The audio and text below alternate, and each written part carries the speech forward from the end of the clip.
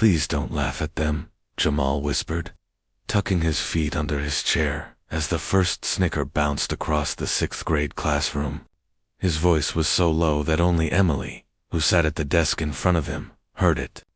She had already seen the shoes when he walked in that morning, black sneakers split along the sides, the white rubber peeling from the toes, one lace tied together in 3 rough knots. Now, as he bent to pick up the pencil he'd dropped, the whole class saw. Tyler, who always sat in the back and always had the newest shoes, pointed with his chin and let out a loud, fake cough. "Bro," he said, not even trying to hide his smile, "did a dog chew on your feet or what?" Laughter burst out, quick and mean, rolling over the desks like a wave. Emily's cheeks burned. She didn't join in at first, just stared at the page of math problems in front of her, the numbers blurring. But then Zoe, her best friend since 2nd grade, nudged her and giggled. "Look," Zoe whispered. "They're like talking." She made her hand open and close like a mouth, copying the loose front of Jamal's shoe. A bubble of nervous sound rose in Emily's chest. If she stayed quiet, Tyler would notice. He might turn on her next. The last time she wore the wrong brand of jeans, he'd called her thrift store Emily for a week.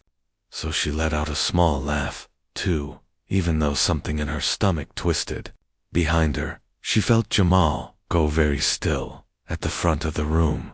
Ms. Carter set down the whiteboard marker a little harder than needed. "That's enough," she said, her voice calm but firm. The room didn't go silent right away. The jokes only softened into whispers. "Tyler, we do not make fun of what people wear," she added. "This is a classroom, not a comedy club." Tyler slouched in his seat, rolling his eyes. "Sorry," he muttered, but the sorry held no real weight. Ms. Carter's gaze swept the room, landing for half a second on Emily. Even though the teacher hadn't heard her small laugh, Emily felt seen anyway. Jamal stared hard at his desk, his dark hands pressed flat on the wood, his torn shoes now hidden under the seat like something dangerous. A phone screen glowed 2 rows over as someone tried to sneak a picture. "Yo, I'm putting this on TikTok," whispered a boy named Jordan. Caption: "When your shoes tap out before you do." A few kids leaned in, smirking. Before he could snap it, Ms. Carter was there, moving faster than anyone expected. "Phone now," she said, holding out her hand. Jordan groaned, but dropped the device into her palm. She slipped it into her desk drawer. "We'll talk about this with Mr. Ramirez," she said, naming the principal.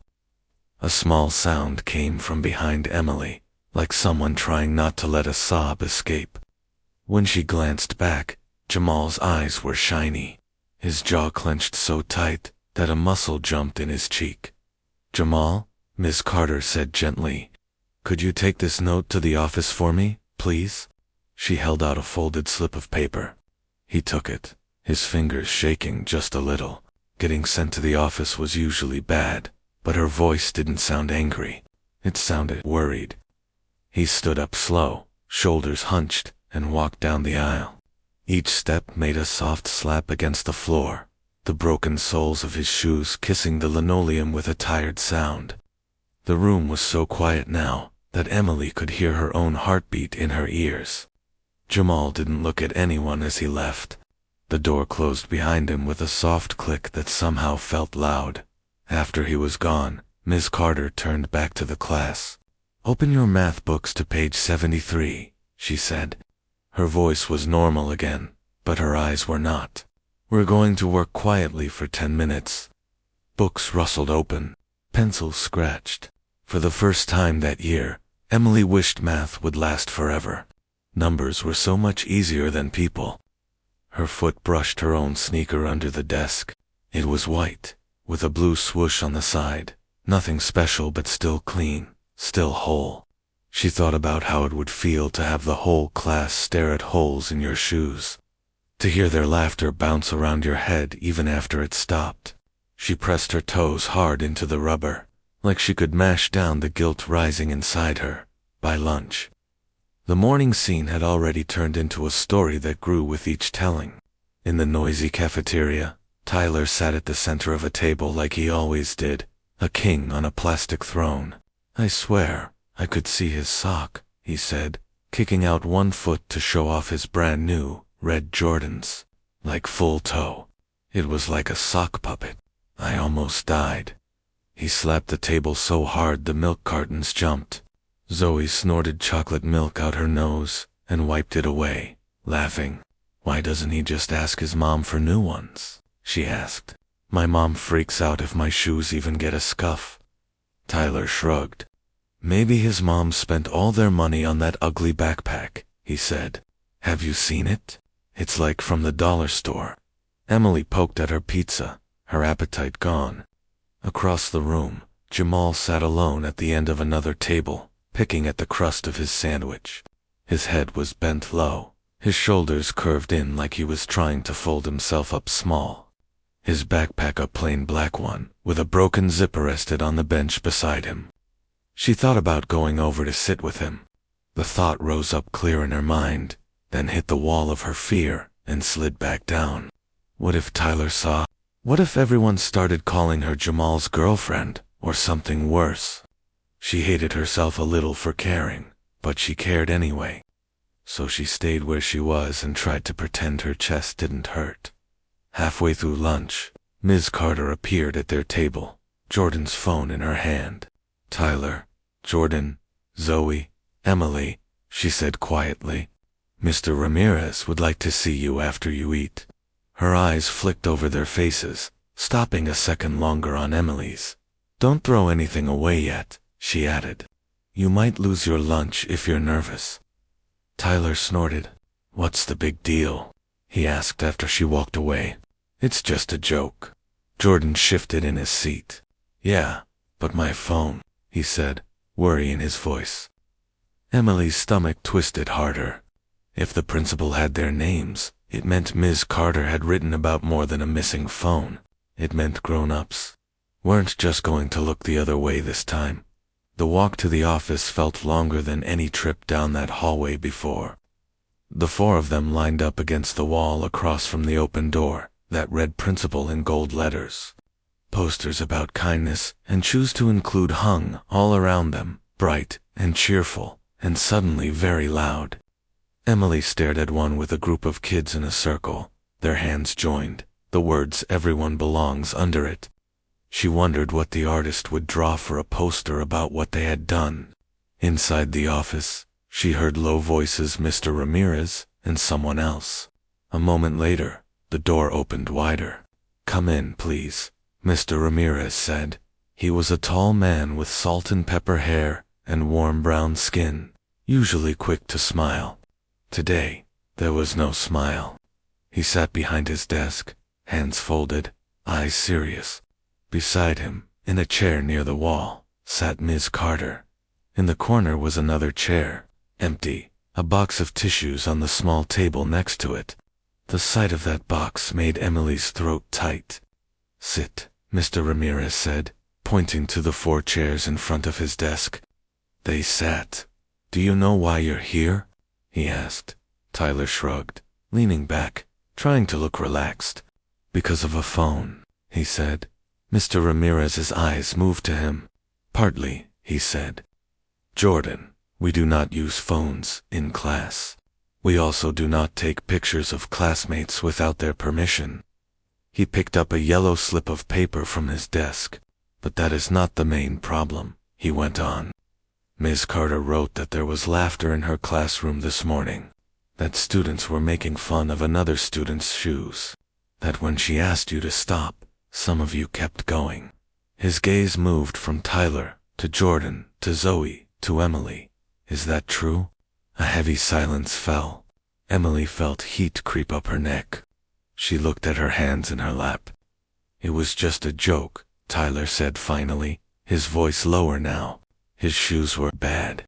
We weren't trying to ruin his life. Mr. Ramirez leaned back, his jaw tight. Sometimes, he said, you don't have to try to ruin somebody's life to change it for the worse. He let that hang in the air for a moment. Then he did something Emily didn't expect. He stood up, walked to the empty chair in the corner, and patted the arm. "You know who usually sits here?" he asked. When no one answered, he continued, "Kids who come to tell me they're in trouble at home. Kids who say, 'My shoes are too small but my mom can't buy new ones yet.' Kids who are tired because they stayed up all night at the hospital with their brother." He looked at each of them in turn. "Do any of you know what Jamal's life is like outside this building?" Emily's heart thumped. She realized she had never once wondered. To her, he had been the quiet kid in the third row who was always on time and always turned in his homework, nothing more. "We're having a school assembly at the end of the day," Mr. Ramirez said then. "I was already planning it before this morning. Now, I think all of you need to sit in the front row." Tyler frowned. "Are we in trouble?" he asked. "You are in learning trouble," Mr. Ramirez said, "which is worse, in my book.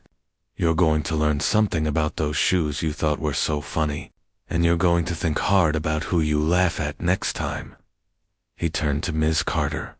"Please take them back to class," he said. "We'll talk again after the assembly." As they filed out, Emily's legs felt wobbly, like she had just run a mile. The afternoon dragged and raced at the same time. In science, Emily barely heard a word about ecosystems. Her mind kept jumping ahead to the assembly. Around her, whispers ran like electric wires between desks. "Do you think Jamal's getting expelled?" someone hissed. "Maybe his shoes broke the dress code." "Maybe he stole them," another voice added, and a few kids snorted. Emily felt sick. At her side, Zoe leaned over. "Mr. Ramirez was so dramatic," she whispered. "It's not like we hit him." Emily didn't answer. When the bell finally rang and the hall monitors called, "Assembly time," her heart jumped into her throat.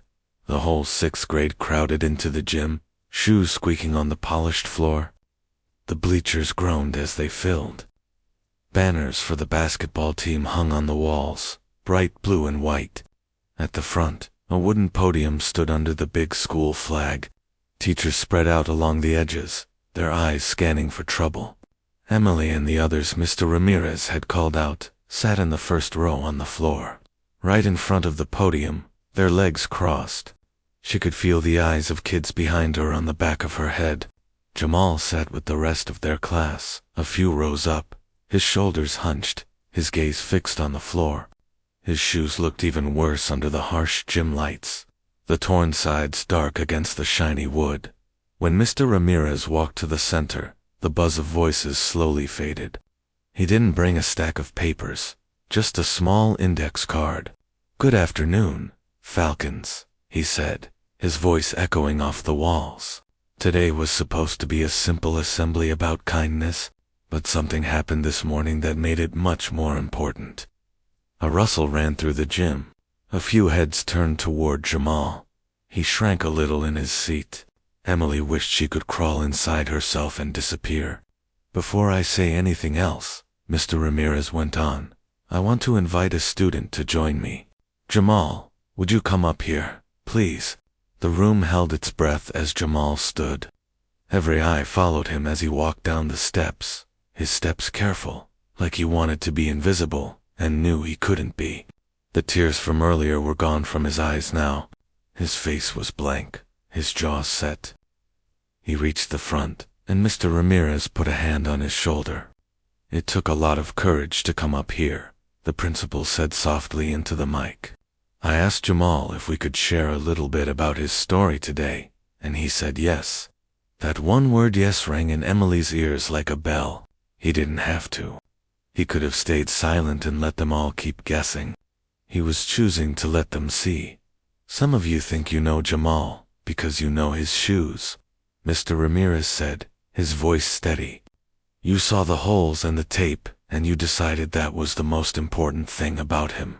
A ripple of uneasy laughter rose and died. "Here's the truth," he continued, and the gym seemed to lean in. "Those shoes, they have walked through things most of you have never had to face." He paused, his eyes scanning the rows. 3 years ago, Jamal's dad, Staff Sergeant Anthony Davis, died in Afghanistan while protecting his unit. He was a hero. The army gave his family a folded flag and a medal. You know what else he left them? He looked down at Jamal. Not as much money as you might think. His mom works nights at the hospital now. Jamal helps take care of his little sister before school. A murmur swept through the crowd. Emily's chest felt tight. She had never heard any of this. She tried to remember if Jamal had ever talked about his dad at all. He never had. He'd sat through all those, "What does your dad do?"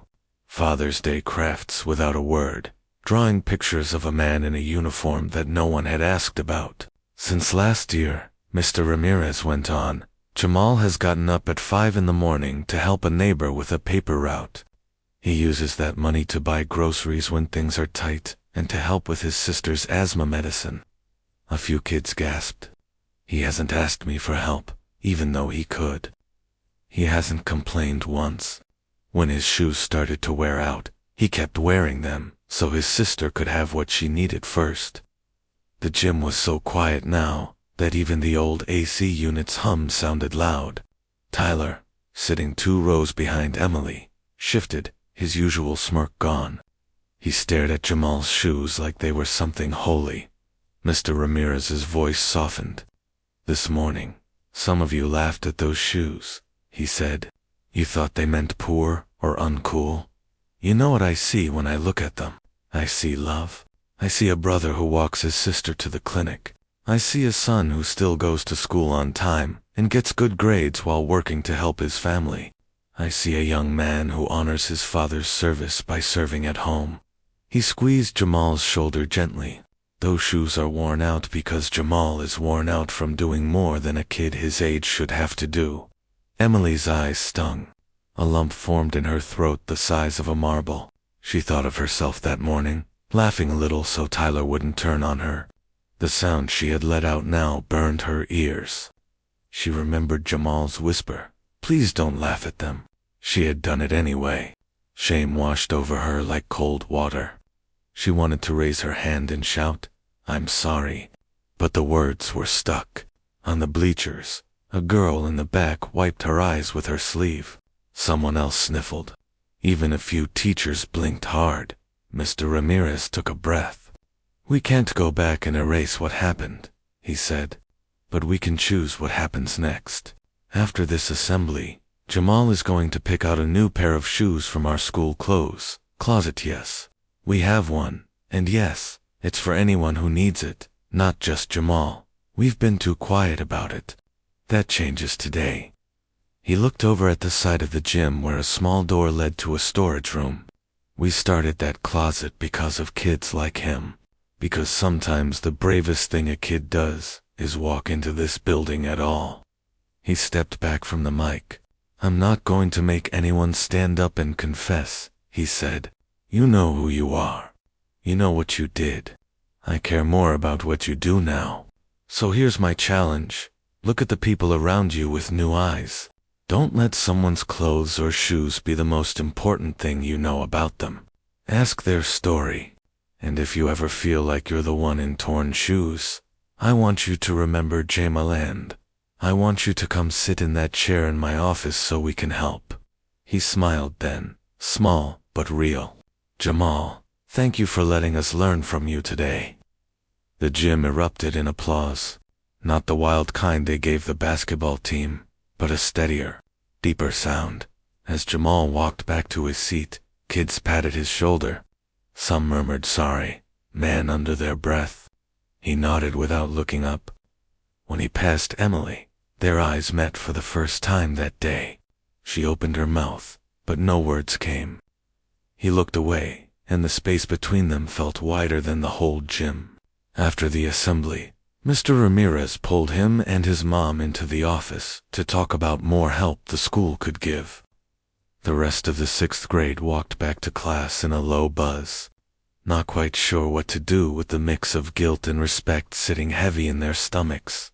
That night, Emily lay awake in her bed, staring at the glow-in-the-dark stars on her ceiling. Her white sneakers sat on the floor by her dresser, laces neat, soles hardly worn. She thought of Jamal's shoes, of the way he had tucked them under his chair like he was trying to hide a wound. She thought about her own dad, alive and snoring down the hall, his work boots by the door. She tried to imagine him gone, tried to imagine getting up at 5 to deliver papers and then coming to school to learn fractions. Tears slid into her hair. She picked up her phone and opened their class group chat, her fingers hovering over the screen.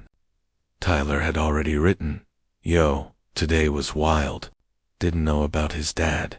A few kids had sent sad emojis. No one said we were wrong. Her fingers moved. "We were wrong to laugh," she typed, her heart racing. "I was wrong. I'm sorry." She stared at the words, scared to hit send. Then she thought of Jamal's sister, breathing because of medicine he helped pay for. She pressed send. The bubbles popped up right away. "Same," one girl wrote. "Yeah," another boy added. "I feel bad." After a minute, Tyler sent, "My bad too." For real. It wasn't much, but it was more than nothing. Emily closed the chat and opened another screen, one for new messages. She typed, "Hey, Jamal, it's Emily from class. I'm sorry for laughing. You didn't deserve that." Her thumb hovered. This felt bigger than the group chat. It felt like stepping onto a thin branch.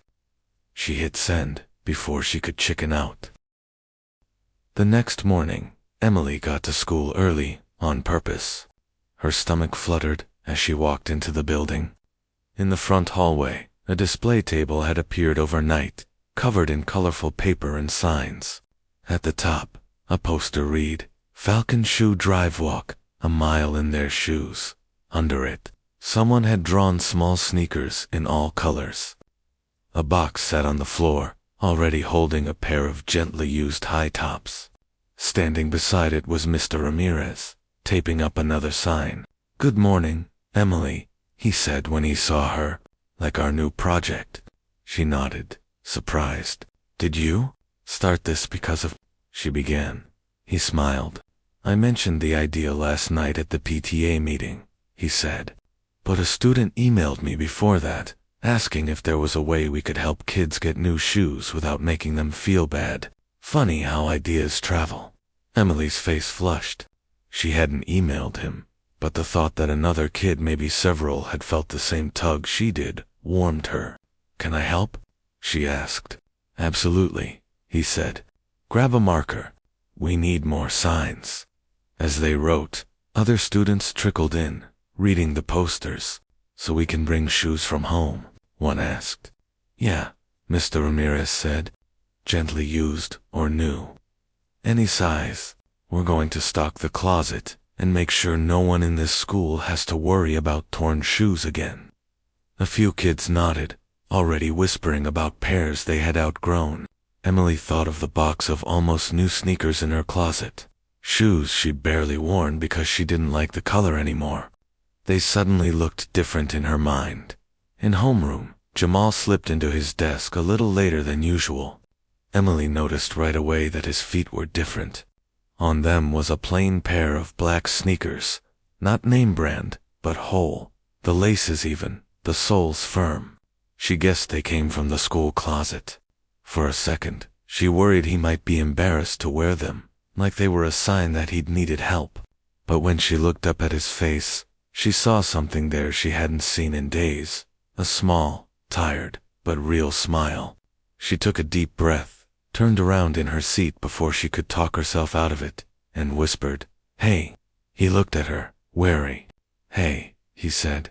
"I'm really sorry," she blurted, her words tumbling over each other. "For laughing. I was trying to look cool, and it was wrong. I didn't know about your dad, or your sister, or anything." She wanted to say, "I didn't bother to know," but the words stuck.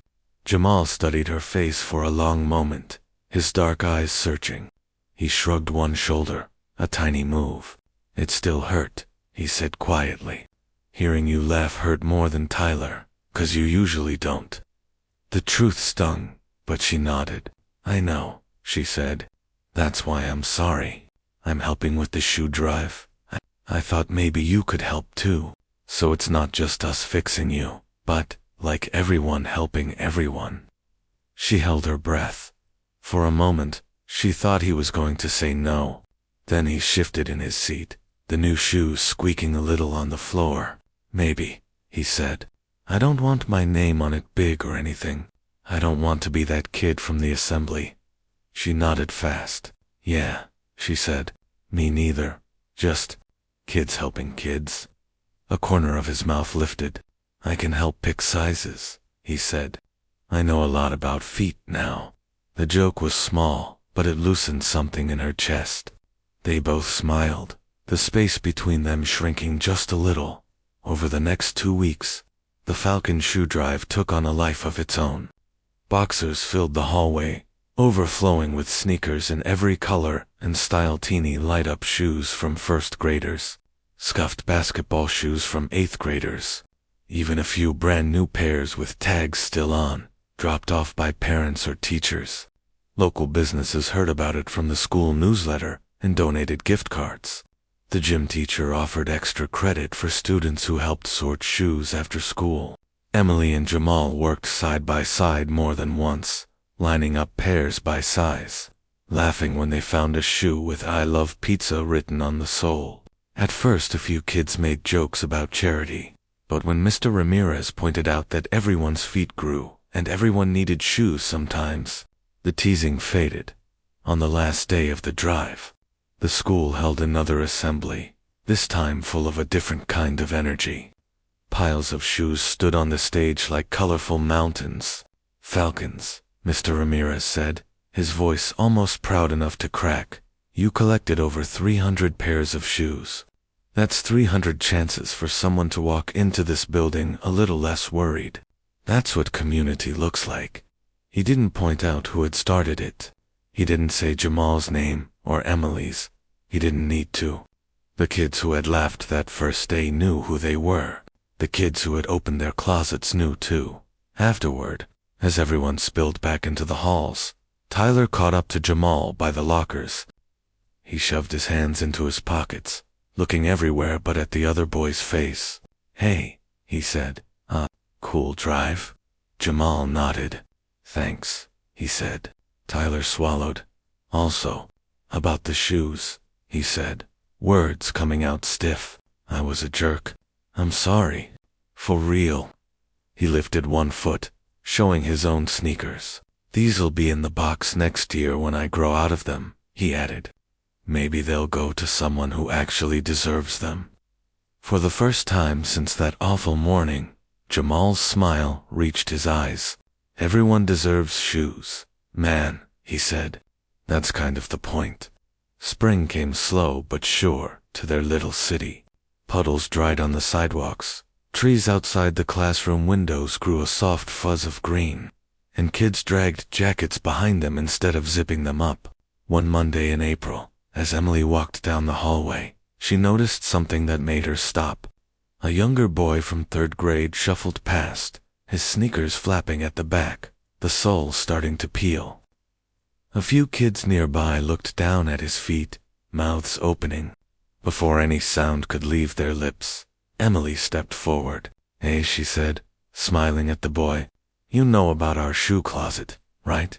Come with me. We've got some awesome ones, your size. The boy's eyes widened. Really? He asked. I don't got money. She shook her head. You don't need money, she said. You just need feet. He laughed, and the kids who had been about to snicker closed their mouths, shame flickering over their faces, as she led the boy toward the office. She thought about all the stories she didn't know yet, the miles kids walked, the nights they stayed up, the battles they fought before the morning bell. Her own white sneakers were a little dirty now, toes scuffed from gym class, but she didn't care. They were made for moving, not for showing off. And as she pushed open the door to the clothes closet, she understood deep down that you never make fun of the shoes someone is wearing, because you don't know the hard road those shoes have already walked to get them to your side.